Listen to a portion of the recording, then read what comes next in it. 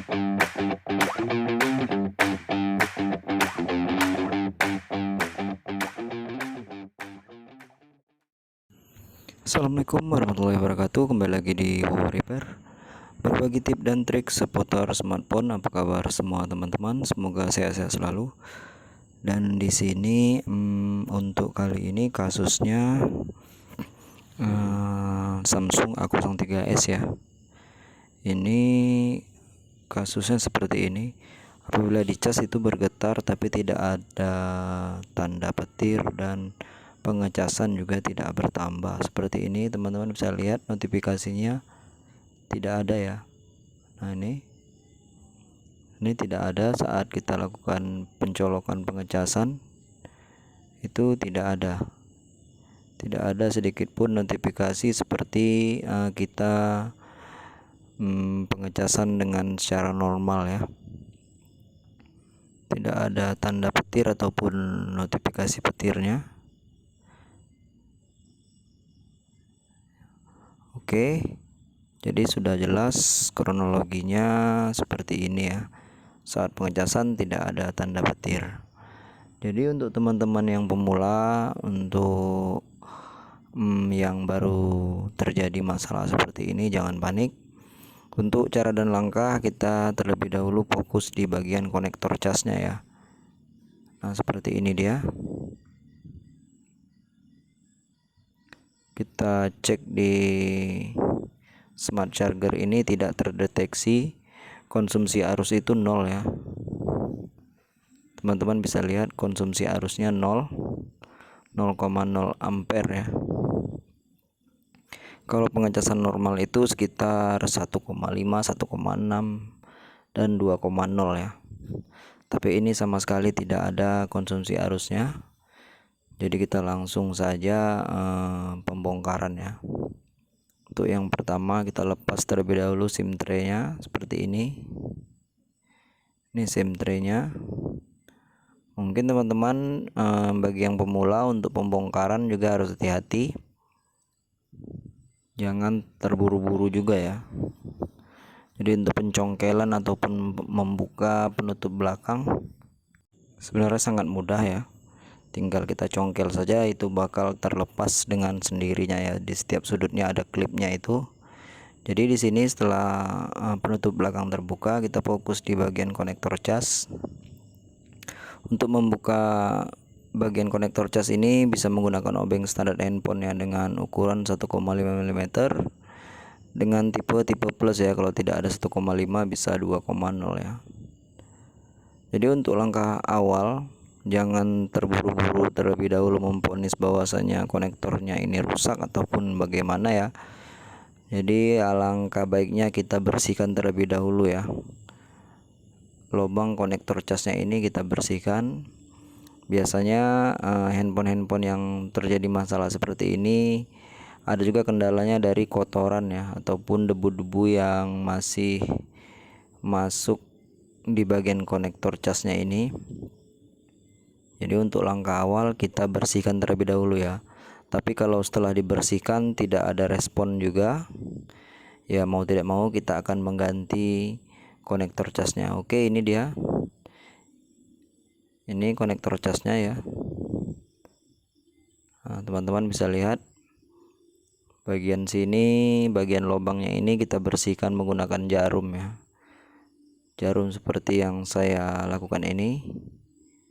Kita congkel saja lubangnya, kita bersihkan seperti ini. Nanti setelah teman-teman tahu ini kotorannya sampai benar-benar bersih ya, kita bersihkan di lubangnya ini. Kalau ada thinner bisa menggunakan thinner untuk debunya ataupun kotorannya lebih mudah keluar ya. Nah ini dia, dapat lagi kotorannya. Namun setelah mendapatkan ataupun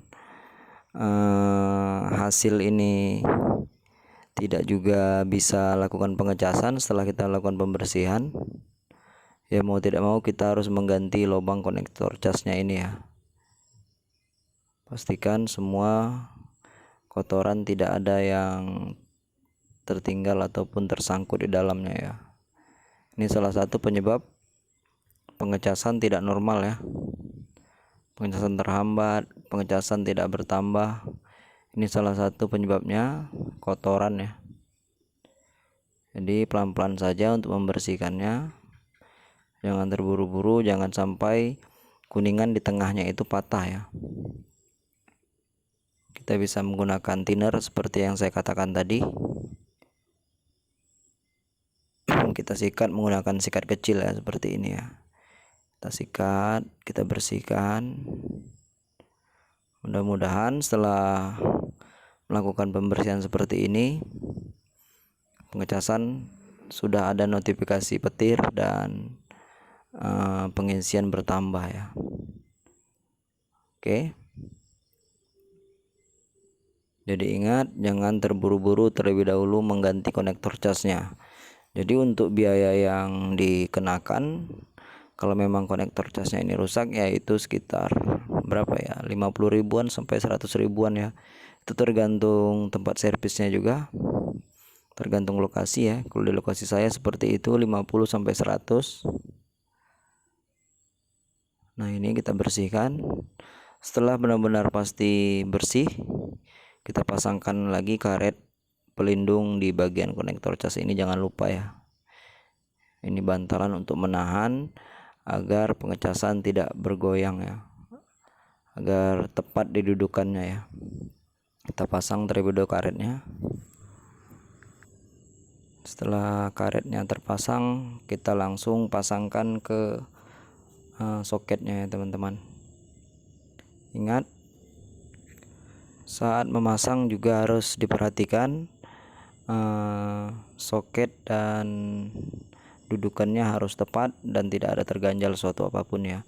Ini kabel antena sinyalnya ini jangan lupa dipasangkan juga. Oke, ini kita bersihkan soket konektor cas yang terhubung ke mesin ya. Kita bersihkan seperti ini dan kita pasangkan kembali, pastikan semuanya tepat ya, tidak ada terganjal suatu apapun. Oke, lalu kita pasangkan antenanya ini, jangan lupa dipasang. Kalau lupa terpasang ya handphone tidak akan mengeluarkan sinyal ya. Oke, setelah terpasang kita bisa langsung coba ya. Oke, kita coba dan alhamdulillah notifikasi pengecasan sudah muncul ya. Jadi tidak perlu mengganti konektor cas ataupun bagian pengecasan lainnya ya. Jadi cukup membersihkan seperti itu. Jadi kita tidak perlu mengeluarkan biaya ya. Itulah cara dan langkahnya apabila terjadi masalah pengecasan tidak bertambah dan tanda petir tidak keluar ya. Jadi cukup dibersihkan saja, itu salah satu penyebabnya. Tapi ingat, apabila sudah dibersihkan tetap tidak ada notifikasi seperti ini, itu bisa jadi kerusakan di bagian konektor casnya dan harus diganti ya. Jadi di sini alhamdulillah tidak harus ganti konektor casnya. Jadi saya memutuskan ini sudah done ya, tidak ada kendala apa lagi, semuanya sudah beres. Jadi tinggal kita lakukan penutupan di handphone ini dan kita kembalikan ke pemiliknya ya. Jadi sekian tutorial ini, semoga bermanfaat. Adapun kesalahan dan kurangan saya mohon maaf. Sampai jumpa di video-video selanjutnya. Yang ingin bertanya-tanya silahkan bertanya-tanya di kolom komentar ya. Mudah-mudahan saya akan memberikan jawaban dan solusi yang terbaik untuk teman-teman semua ya seputar smartphone. Jadi jangan malu-malu untuk bertanya. Oke, ini sudah bautnya sudah terpasang dan kita coba lagi, pastikan benar-benar apakah handphone ini sudah lakukan pengecasan dengan normal atau tidak. Dan tadi 48, ini sudah 49% ya, jadi sudah bertambah.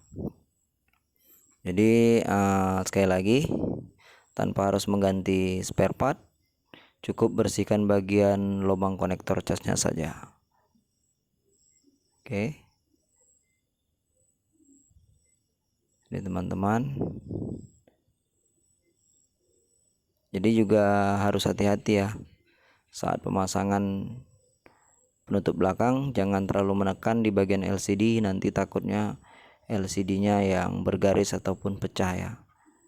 Untuk menutup ini kekuatan di jari telunjuk, jangan di jari jempol. Kalau jari jempol itu menekan bagian LCD yang menyebabkan kalau untuk pemula itu bergaris ataupun bisa pecah ya kalau tidak hati-hati. Jadi sekian dari saya. Sampai jumpa di video selanjutnya. Inilah Samsung A03s sudah normal kembali. Pengecasannya sudah bisa bertambah tanpa harus mengganti spare part. Nah, ini sudah ada notifikasinya, tidak seperti yang tadi ya. Oke, sekian dari saya. Salam repair. Assalamualaikum warahmatullahi wabarakatuh.